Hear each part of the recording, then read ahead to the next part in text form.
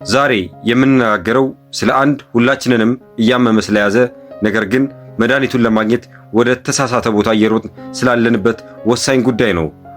ብዙዎቻችን በሕይወታችን ውስጥ እንቅልፍ የሚነሳን፣ ጠዋት ስንነሳ አእምሯችንን የሚሞላ፣ ማታ ስንተኛ ደግሞ ተመልሶ የሚመጣ አንድ ትልቅና ከባድ ጥያቄ አለ።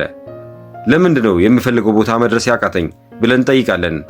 በዙሪያችን ያሉ ሰዎች ሲቀየሩ፣ ሲያድጉ፣ ሕይወታቸውን ሲያሻሽሉና ትናንት የጀመሩት ሰዎች ዛሬ ውጤት ሲያመጡ እንመለከታለን።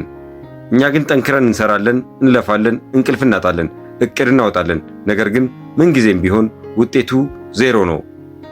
ሁሌም ተመሳሳይ ቦታ ላይ እየረገጥን እንዳለ ሰው ይሰማናል። ልክ እንደተበላሸ መኪና ሞተሩ ይጮሃል፣ ጋዝ እንሰጠዋለን፣ ጉልበት እናወጣለን። ነገር ግን መኪናው ንቅንቅ አይልም። ለምን? ምክንያቱም ፍሬኑ ተይዟል። ጋዙን እየረገጥ ፍሬኑንም አብረን ይዘነዋል። ይህ ስሜት ለብዙዎቻችን እንግዳ አይደለም። እስቲ ራሳችሁን ጠይቁ። ስንት ጊዜ ነው ከዚህ ወር ጀምሮ ሕይወቴን እቀይራለሁ ብላችሁ ቃል የገባችሁት? ስንት ጊዜ ነው አዲስ ዓመት በመጣ ቁጥር አዲስ እቅድ ያወጣችሁት? ነገር ግን ዓመቱ ሲያልቅ ያያችሁት ለውጥ አለ? ብዙዎቻችን መልሳችን የለም ነው። በዚህ ጊዜ ጣታችንን ወደ ውጭ እንቀስራለን። ችግሩ ያለው ዓለም ላይ ነው ብለን እናስባለን። የሀገሪቱ ኢኮኖሚ እኮ ነው እንዳላድግ የያዘኝ እንላለን። ቤተሰቦች ያልደገፉኝም፣ ጓደኞቼ ወደ ታች ጎተቱኝ፣ የመጣሁበት አስተዳደግ ተጽዕኖ ፈጠረብኝ፣ ወይንም ደግሞ በቀላሉ እኔ ዕድለቢስ ነኝ፣ ፈጣሪ ለእኔ ይህንን ስኬት አልፈቀደም ብለን ራሳችንን እናሳምናለን። እነዚህ ነገሮች በሕይወታችን ላይ ተጽዕኖ ሊኖራቸው እንደሚችል ባንክድም። ዋናው እውነታ ግን እሱ አይደለም። እነዚህ ሁሉ የውጭ ምክንያቶች ተወግደውላቸው አሁንም ሕይወታቸው ያልተቀየረ ስንት ሰዎች አሉ። ዛሬ በዚህ ቪዲዮ የምንነጋገረው ለመስማት ስለሚከብድ፣ ለመዋጥ ስለሚመር፣ ነገር ግን ሕይወታችሁን ከስር መሰረቱ ስለሚቀይር አንድ መራር እውነት ነው። ብዙ ጊዜ እውነት ነፃ ታወጣለች፣ ነገር ግን ነፃ ከማውጣቷ በፊት ታስቆጣለች፣ ታበሳጫለች፣ እንዲሁም ታስደነግጣለች። ያ እውነት ምንድነው? ወደፊት እንዳትሄዱ የያዛችሁ ነገር ከውጭ የሚመጣ ኃይል አይደለም፣ መንግስት አይደለም፣ ኢኮኖሚ አይደለም፣ የትዳር አጋራችሁ አይደለም። እንቅፋቱ ያለው ውጭ አይደለም። ተራራው ያለው ከፊታችሁ ሳይሆን በውስጣችሁ ነው። አዎ ተራራው እናንተ ናችሁ። ይህንን ሐሳብ ስንሰማ መጀመሪያ ላይ ለመቀበል ይከብዳል። እንዴት እኔ የራሴ ጠላት እሆናለሁ? እንዴት እኔ የምፈልገው ነገር እኔው ራሴ አበላሸዋለሁ ብለን እንጠይቃለን። ነገር ግን ዛሬ በጥልቀት የምናየው ሳይንስ ራሳችሁን እንዴት ማሰናከል እንደምታቆሙና ያንን በውስጣችሁ የተገነባውን ግዙፍ ተራራ እንዴት መውጣት እንደምትችሉ ያሳየናል። ክቡራን አድማጮች ቻናሉን ሰብስክራይብ፣ ላይክ ማድረግ አትርሱ። እስቲ አንድ እውነት እንነጋገር። አብዛኛው ህመማችን፣ አብዛኛው ትካዜያችን፣ አብዛኛው ድህነታችን የሚመነጨው ማድረግ ያለብንን ነገር ባለማድረጋችን ነው። ምን ማድረግ እንዳለብን እናውቃለን። ጠዋት መነሳት እንዳለብን እናውቃለን። መጽሐፍ ማንበብ እንዳለብን እናውቃለን። ሥራ ላይ ማተኮር እንዳለብን እናውቃለን። ግን አናደርገውም። የምንፈልገውን ሕይወት እንዳንኖር የሚከለክለን ማን ነው? መልሱ ቀላል ነው፣ እኛው ራሳችን። ይህንን ሁኔታ በስነ ልቦና ሰልፍ ሳቦታጅ ወይም ራስን ማሰናከል እንለዋለን። ብዙ ጊዜ ሰዎች ራስን ማሰናከል ሲባል አንድ ሰው ሆን ብሎ ራሱን እንደሚጎዳ፣ እንደሚጠላ ወይም እንደሚቀጣ አድርጎ ያስባል። ነገር ግን ነገሩ እንደዛ አይደለም። ራስን ማሰናከል ማለት በውስጣችሁ ሁለት የተለያዩ እርስ በርስ የሚጋጩ ፍላጎቶች ሲኖሩ የሚፈጠር ጦርነት ነው። አንደኛው ወገን የንቁ አእምሯችሁ ኮንሺየስ ማይንድ ነው። ይህ ክፍል በሎጂክ የሚያስብ፣ ነገሮችን የሚያቅድ፣ ነገን የሚያልም የጭንቅላታችሁ ክፍል ነው። ይህ ክፍል ምን ይላል? መቀየር እፈልጋለሁ፣ ሀብታም መሆን እፈልጋለሁ፣ መጽሐፍ እፈልጋለሁ፣ ጤናማ መሆን እፈልጋለሁ፣ ጥሩ የፍቅር ሕይወት እፈልጋለሁ ይላል። ይህ ፍላጎታችሁ እውነተኛ ነው። ሁለተኛውና በጣም ኃይለኛው ክፍል ደግሞ የተደበቀው አእምሯችሁ ነው፣ ሰብኮንሺየስ ማይንድ። ይህ ክፍል ስለ ስኬት፣ ስለ ደስታ፣ ስለ ሀብት ወይም ስለ ውበት አይጨነቅም። የሱ ዋናና ብቸኛ ዓላማ አንድና አንድ ብቻ ነው። እሱም እናንተን በሕይወት ማቆየት፣ ሰርቫይቫል ነው። ይህ የአእምሯችሁ ክፍል የተሰራው ከብዙ ሺህ ዓመታት በፊት የነበረውን የሰው ልጅ ከአውሬ ለመጠበቅ ነው። ለዚህ ክፍል ማንኛውም አዲስ ነገር አደገኛ ነው። ስለዚህ ይህ ክፍል ምን ይላል? አይ ለውጥ አደገኛ ነው፣ እዚያ የማላውቀው ቦታ ሄጄ አደጋ ከሚገጥመኝ እዚሁ የለመድነው ቦታ ይሻለናል ይላል። እዚህ ጋር ነው ቁልፉ ነገር ያለው። ባካችሁ ይህንን በደንብ ያዙልኝ። ራሳችሁን የምታሰናክሉት፣ ሥራ የምታበላሹት፣ እድሎችን የምታባክኑት ስለሰነፋችሁ፣ ዲሲፕሊን ስለሌላችሁ ወይም ደካማ ስለሆናችሁ አይደለም። በፍጹም ራሳችሁን የምታሰናክሉት የውስጥ አእምሯችሁን እናንተን ለመጠበቅ ፕሮቴክት ስለሚፈልግ ነው። ይህ ራስን የመጠበቅ የተሳሳተ መንገድ ነው። አእምሯችሁ አዲስ ነገርን እንደ አደጋ ነው የሚቆጥረው። ለምሳሌ አዲስ ቢዝነስ መጀመር ትፈልጋላችሁ። የንቁ አእምሯችሁ ስለ ትርፉ ያስባል። የውስጥ አእምሯችሁ ግን ወዲያውኑ የማስጠንቀቂያ ደወል ያሰማል። ብንከስርስ? ሰዎች ቢስቁብንስ? ባይሳካልንስ? ያኔ እኮ እንዋረዳለን። ውርደት ደግሞ ከሞት አይተናነስም በሚል ፍርሃት ሰውነታችሁን ሽባ ያደርገዋል። ተጠቅልላችሁ በምቾት ቀጠናችሁ እንድትቀመጡ ያስገድዳችኋል። የሚያሳዝነው እውነት ምንድነው መሰላችሁ? ምንም እንኳን አሁን ያላችሁበት ህይወት አስከፊ ቢሆንም፣ ድህነት ቢሆንም፣ ብቸኝነት ቢሆንም ለአእምሯችሁ ግን የታወቀ አደጋ ነው። አእምሮ ከማያውቀው ገነት ይልቅ የሚያውቀው ሲኦል ይሻለዋል ብሎ ያምናል። ምክንያቱም በሲኦል ውስጥ እንዴት መኖር እንዳለበት፣ ህመሙን እንዴት መቋቋም እንዳለበት ስለተለማመደው ነው። አዲሱ ህይወት ግን ምንም እንኳን የተሻለ ቢሆንም የማይታወቅ ስለሆነ ለአእምሮ ያስፈራዋል። ስለዚህ ራስን ማሰናከል ማለት ራስን መጥላት ሳይሆን የውስጥ ልጅነታችሁን ወይም የውስጥ አእምሯችሁን አደጋን ለመከላከል የሚያደርገው የተሳሳተ ጥረት ነው። ይህንን ስትረዱ ራሳችሁን መውቀስ ትታችሁ ወደ መፍትሄው መሄድ ትችላላችሁ።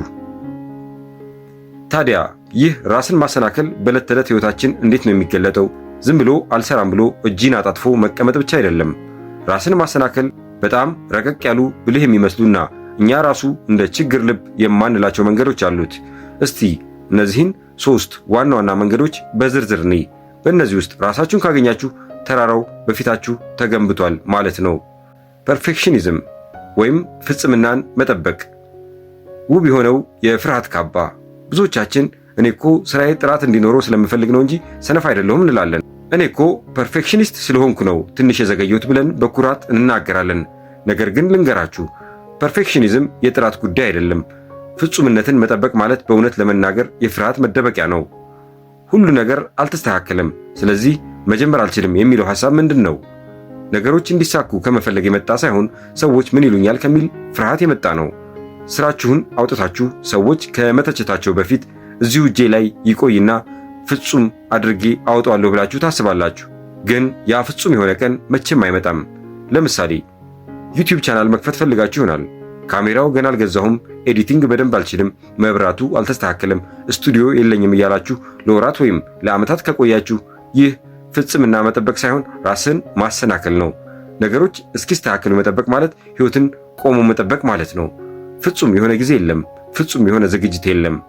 ፐርፌክሽኒዝም ማለት ከተሸነፍኩ ወይም ከተሳሳትኩ ያሳፍረኛል፣ ስለዚህ ጨርሶ አለመሞከር ይሻለኛል የሚል የውስጥ ድምፅ ነው። ይህ ትልቅ የተራራው ክፍል ነው። ሁለተኛ፣ የስሜት ማስታገሻ። ይህኛው በሽታ በጣም የተለመደ ነው፣ ሁላችንም እናውቀዋለን። ወሳኝ ስራ አለባችሁ። የትምህርት ቤት አሳይመንት ሊሆን ይችላል፣ የስራ ሪፖርት ሊሆን ይችላል፣ ወይም ቢዝነስ ፕላን ማዘጋጀት። ዴድላይን ደርሷል፣ ግን እናንተ ምን ታደርጋላችሁ? ስልካችሁን አንስታችሁ ቲክቶክ ላይ ስክሮል ታደርጋላችሁ፣ ወይም ፌስቡክ ላይ ኮሜንት አነባላችሁ። ድንገት ተነስታችሁ ቤት ማጽዳት ትጀምራላችሁ፣ ያልነበረ ጨዋታ ትከፍታላችሁ። ይህ ስንፍና ነው? አይደለም። ስነ ልቦና እንደሚያሳየው ከሆነ ይህ ኢሞሽናል ሬጉሌሽን ፕሮብሌም ወይም ነገሩ እንዲህ ነው። ያንን ከባድ ስራ ስታስቡ፣ ለምሳሌ መጽሐፍ ማንበብ ወይም ሪፖርት መጻፍ፣ አእምሯችሁ ጭንቀት፣ ፍርሃት፣ መሰልቸት ወይም ደህንነት ማጣት ይሰማዋል። ያ ስራ ህመም ይፈጥርበታል። ሰውነታችን ደግሞ ህመምን ይሸሻል። ስለዚህ ያንን መጥፎ ስሜት ለማስታገስ አእምሯችሁን ፈጣን ደስታ ዶፓሚን ወደሚገኝበት ቦታ ይወስዳችኋል። ሶሻል ሚዲያ፣ ጌም ወይም ምግብ ፈጣን ደስታ ይሰጣሉ። ስለዚህ ፕሮክራስቲኔሽን የሥራ ማኔጅመንት ችግር ሳይሆን የስሜት ማኔጅመንት ችግር ነው። አእምሯችሁ ይህ ሥራ ያስጨንቃልና እዚህ ጋር እንዝናና እና ራሳችንን እናረጋጋ እያላችሁ ነው። ግን ይሄ ማረጋጋት ጊዜያዊ ነው።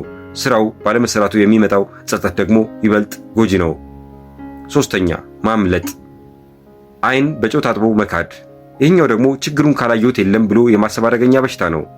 ሰዎች ሰጎን አሸዋ ውስጥ ጭንቅላቷን ትቀብራለች እንደሚሉት አይነት ነው።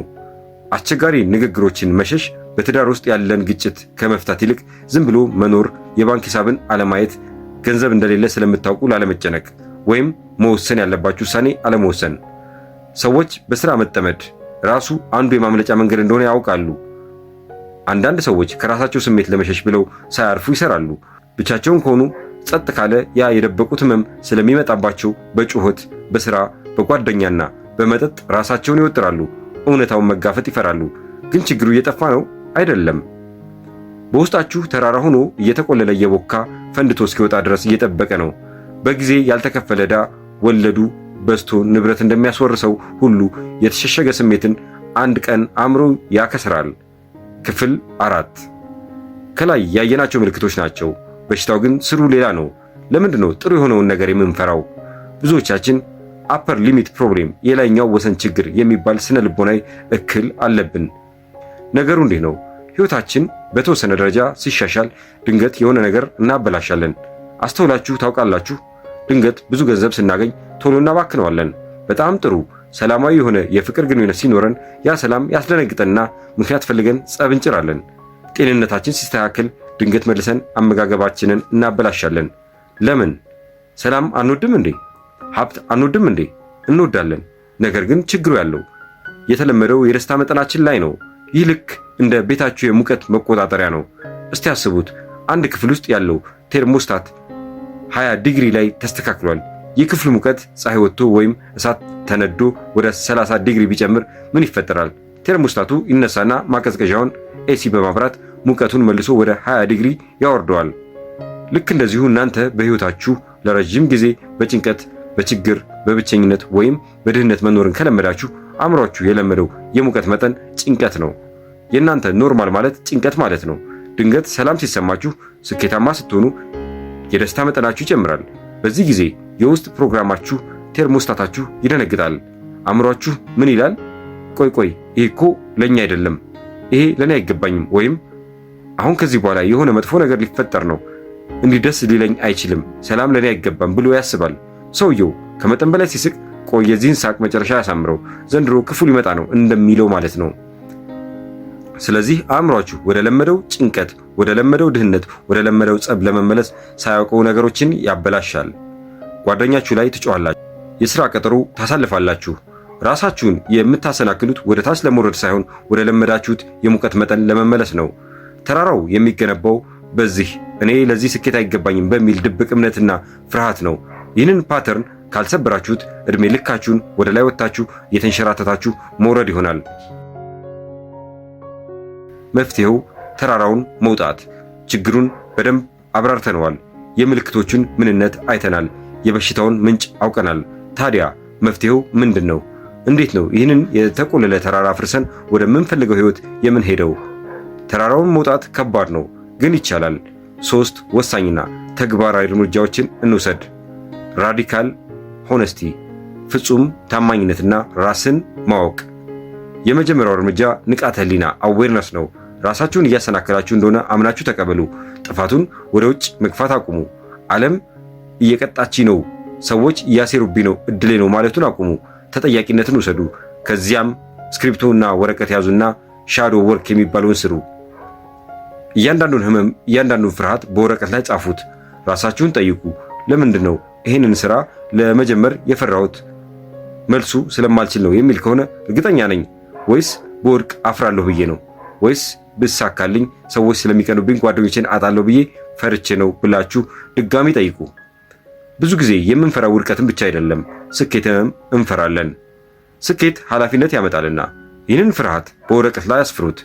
ፍርሃት በጨለማ ውስጥ ሲሆን ጭንቅላታችሁ ውስጥ ሲብላላ በጣም ያስፈራል። ወደ ብርሃን ወጥቶ ወረቀት ላይ ሲሰፍር ግን አቅሙን ያጣል። ስም የሰጣችሁት ጠላት አይረታም እንደሚባለው ስም የሰጣችሁት ፍርሃትም አይጥላችሁም። ትናንሽ እርምጃዎች፣ ማይክሮ ሽፍት፣ የ1% ህግ። ተራራን በአንድ ጊዜ ዘሎ መውጣት አይቻልም። ከተራራው ግርጌ ሆናችሁ ጫፉን ካያችሁት ተስፋ ትቆርጣላችሁ። አእምሯችሁንም በአንድ ሌሊት መቀየር አትችሉም። በአንዴ ትልቅ ለውጥ ለማምጣት አትሞክሩ። ያ አእምሯችሁን ያስደነግጠዋል፣ የአደጋ ደወሉን ያስነሳል፣ ተመልሶ ወደ ካዝናው ይቆልፋል። ይልቁንም ማይክሮ ሽፍትስ ወይም ማንም የማያያቸውን ትናንሽ ለውጦችን በየቀኑ አድርጉ። የጃፓኖች ካይዘን ፍልስፍናም ይሄው ነው። ክብደት መቀነስ ከሆነ ዓላማችሁ ከነገ ጀምሮ ምግብ ተዋለሁ፣ ጂም በቀን 2 እሰራለሁ አትበሉ። ይህ አይሰራም። ይልቁንም ነገ ምሳ ላይ 1 ማንኪያ ቀንሳለሁ በሉ። ወይም ጠዋት ተነስቼ ጫማዬን ብቻ አደርጋለሁ በሉ። ቢዝነስ መጀመር ከሆነ ነገ ቢዝነሱን እከፍታለሁ ሳይሆን ነገ ስለ ቢዝነሱ 10 ደቂቃ ብቻ አነባለሁ በሉ። መጽሐፍ ከሆነ አንድ ገጽ እጽፋለሁ ሳይሆን አንድ አረፍተ ነገር እጽፋለሁ በሉ። ለውጡ በጣም ትንሽ ከመሆኑ የተነሳ አእምሯችሁ እንደ አደጋ አይቆጥሮም። ፍርሃቱን ሳትቀሰቅሱ ቀስ በቀስ ወደፊት ሂዱ። ትናንሽ እርምጃዎች ሲደራረቡ ተራራውን ያወርዱታል። አዲሱን ማንነት መገንባትና ራስን ማመስገን ከአሮጌው ማንነታችሁ ጋር መጣላት አቁሙ። እኔ ሰነፍ ነኝ፣ እኔ ደካማ ነኝ፣ እኔ ዋጋ የለኝም እያላችሁ ራሳችሁን አትውቀሱ። ራስን በመጥላት የሚመጣ ዘላቂ ለውጥ የለም። ያ የድሮ ማንነታችሁ፣ ያ ፈሪው ማንነታችሁ፣ ያ ሰነፍ የሚመስለው ማንነታችሁ እኮ እናንተን ሊጠብቅ አስቦ ነው ይህንን ሁሉ ያደረገው። ሕፃን ልጅ ቢሳሳት ትደበድቡታላችሁ ወይም ታስተምሩታላችሁ። የውስጥ ማንነታችሁን አስተምሩት። እስከዛሬ ስለጠበቀኝ አመሰግናለሁ፣ አሁን ግን መንገዱን እኔ እረከባለሁ። አሁን ደህና ነን፣ ማድረግ እንችላለን በሉት። ከዚያም ጉልበታችሁን አዲሱን ማንነት በመገንባት ላይ አውሉት። በዓይነ ሕሊናችሁ የምትፈልጉትን ሰው ሁኑ። ያ የምትፈልጉት ጠንካራ ሰው ምን አይነት ውሳኔ ይወስናል? ጠዋት ሲነሳ ምን ያደርጋል ብላችሁ ጠይቁ። እኔ ፍርሃት ቢሰማኝም እርምጃ የምወስድ ሰው ነኝ ብላችሁ ለራሳችሁ ንገሩ። ማንነት የሚቀየረው በሐሳብ ብቻ ሳይሆን በተደጋጋሚ በተግባር ነው። ራሳችሁን እንደ አዲስ ሰው ፊውቸር ሰልፍ ማየት ጀምሩ። ውድ ተመልካቾቼ ወደ ማጠቃለያው ስንመጣ አንድ ነገር ልበላችሁ። ተራራው እናንተ ናችሁ ሲባል መልእክቱ ተስፋ የሚያስቆርጥ ሳይሆን ትልቅ ኃይል የሚሰጥ ነው። ለምን? ምክንያቱም ተራራው ዓለም ቢሆን ኖሮ፣ ኢኮኖሚ ቢሆን ኖሮ ወይም ሰዎች ቢሆን ኖሮ እነሱን መቀየር ስለማትችሉ ተስፋ ትቆርጡ ነበር። ነገር ግን ተራራው እናንተ ከሆናችሁ መፍትሄውም እናንተ ናችሁ ማለት ነው። ቁልፍ ያለው እናንተ እጅ ነው። ስልጣኑ ያለው እናንተ እጅ ነው። ራሳችሁን መቀየር ትችላላችሁ። ጉዞው ቀላል ነው አይደለም። በአንድ ቀን ያልቃል? በፍጹም። ዳገት መውጣት ያደክማል፣ ላብ ያፈሳል፣ እግር ያሳምማል። ነገር ግን ተራራው ጫፍ ላይ ወጥታችሁ ወደ ታች ስትመለከቱ የምታዩት እይታ፣ የምታገኙት ነፃነት ለድካማችሁ ሁሉ ይከፍላችኋል። ያለፈው ማንነታችሁ፣ ያ ፈሪው ማንነታችሁ ወደዚህ ከፍታ ሊያወጣችሁ አይችልም። እሱን ታች ትታችሁ መውጣት አለባችሁ። ዛሬ ቪዲዮን ስትጨርሱ አንድ ወሳኝ የቤት ሥራ አድርጉ። ዝም ብላችሁ ወደ ቀጣዩ ቪዲዮ አትለፉ። እስክሪብቶና ወረቀት ያዙና በሕይወቴ ደጋግሜ የማደርገው ግን የሚጎዳኝ አንድ ልማድ ምንድነው ብላችሁ ጻፉ። እናም ይህንን ልማድ በማድረጌ ምን ጥቅም ሴፍቲ እያገኘሁ ነው ብላችሁ ጠይቁ። ይህንን ማወቅ የተራራውን ካርታ እንደማግኘት ነው። ይህ ቪዲዮ አይናችሁን ከከፈተላችሁ፣ ሕይወታችሁን የሚቀይር ብልጭታ ከሰጣችሁ ላይክ እና ሰብስክራይብ በማድረግ ቤተሰብ ይሁኑ። ለጓደኞቻችሁም አጋሩት። ምናልባት የአንድ ሰው ሕይወት እንድንቀይር ምክንያት ልንሆን እንችላለን። እዚህ ቻናል ላይ የምንማረው እንዴት የውስጥ ቁስላችንን አክመን ሙሉ አቅማችንን መጠቀም እንደምንችል ነው። እስከዚያው ድረስ ራሳችሁን በመውደድ ይቅር በማለትና በማሻሻል ላይ አተኩሩ። ተራራውን መውጣት ዛሬ ጀምሩ፣ ምክንያቱም እይታው ከላይ ያምራል። ሰላም ቆይሉኝ።